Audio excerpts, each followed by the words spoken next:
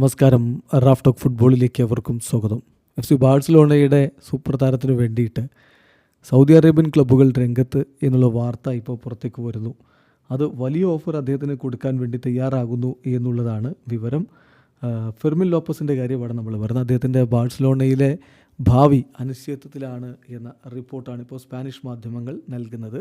അതനുസരിച്ച് Fermin Lopez future at Barcelona is uncertain.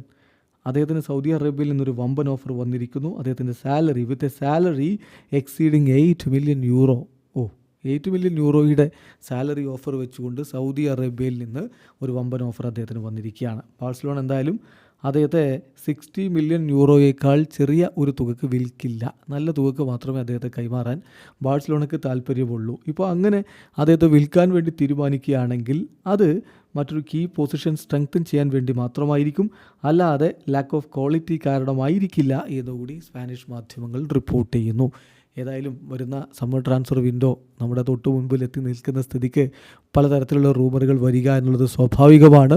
കഴിഞ്ഞ 2 summer transfer വിൻഡോകളിൽ നമ്മൾ കണ്ട പോലെ തന്നെ ഈ വിൻഡോയിലും സൗദി അറേബ്യൻ ക്ലബ്ബുകൾ വലിയ പണവുമായിട്ട് താരങ്ങളെ സമീപിക്കാനുള്ള സാധ്യതയുണ്ട്. ഇപ്പോൾ കഴിഞ്ഞ തവണത്തെ സമ്മർ വിൻഡോയിൽ തന്നെ നമ്മൾ മനസ്സിലാക്കിയിട്ടുള്ളൊരു കാര്യം, പഴയ പോലെ വളരെ ഏജ് ഓവറായിട്ടുള്ള താരങ്ങളെ കൊണ്ടുപോവുക എന്നതിൽ നിന്ന് സൗദി അറേബ്യ അവരുടെ ഫോക്കസ് മാറ്റി മികച്ച ടാലൻ്റുള്ള യുവതാരങ്ങളെ കൊണ്ടുപോകാൻ തുടങ്ങിയിട്ടുമുണ്ട്.